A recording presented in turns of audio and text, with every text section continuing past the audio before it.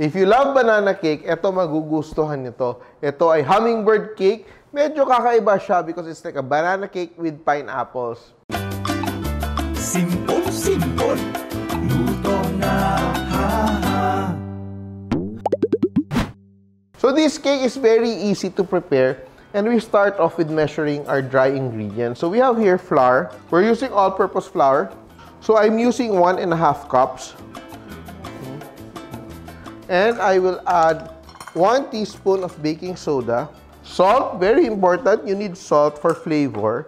So I'm using also 1 teaspoon of salt. Sift everything together. But ito siya, something you can easily do at home. That's one. We will prepare our creaming mixture. No? So we are using Arla unsalted butter. And your butter should be room temperature. So we are using 1/2 cup. And I will just like slice it. Yan, ating butter. But before I add my butter, I will add my sugar. I'm using 1 cup of brown sugar. So ako ginagawa ko dito, I'm adding my sugar first so that the butter will not stick to the bottom of my mixing bowl. And now I will add my butter into the mix. And I will cream it, no? So let it come together until it's fluffy, no? So ito will not only add the creaminess, but also, no, it will add volume to our batter, no? Kasi as we cream the butter, more air will be incorporated into the mixture. So look at that, no? My butter and sugar are coming together. I will just increase the speed to medium. So another important element of our recipe is also the banana. So I'm using here around 4 bananas, lakatan. I prefer it to be very ripe, pero today we don't have overripe bananas. Ito lang, tama lang yung ripeness. It's very tender. Kasi the riper it is, the sweeter the banana. Wait, I'll just check. So ito, when you're creaming your butter, every now and then, you have to scrape it para you know that everything is incorporated properly. No? Yan, so, balik natin, mix natin. Yan. Work on our bananas as well. Creaming up together and just mashing my bananas. And I can just add here my crushed pineapple. This is both the juice and the flesh.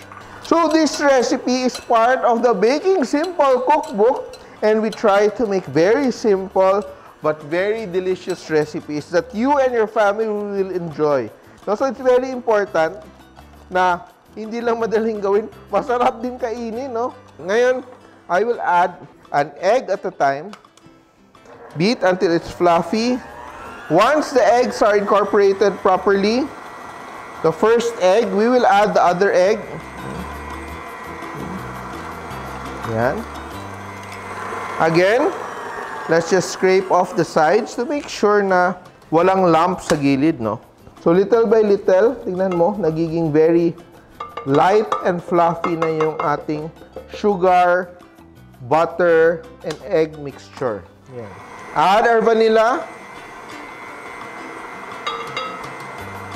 So look at that, you will notice na ang ating butter, eggs, and sugar mixture is very light and fluffy now. No? Nag-change siya kanyang texture. And now is the time to add our banana and pineapple.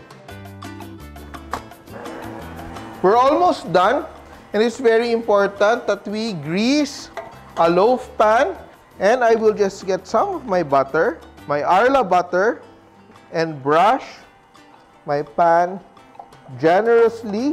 So ito siya, the cookbook will really teach you how to bake in a very simplified manner. And in case you want to add nuts, which I will do, I will add like 1/2 cup of chopped walnuts. I will add it to my dry mixture kasi we want the nuts to be coated in flour so that when we bake it, hindi siya mahuhulog sa ilalim. No? So yung ating flour in the nuts will serve as our adhesive, no? So dun kakapit yung ating nuts. I will just combine my properly mixed dry mixture with my butter mixture.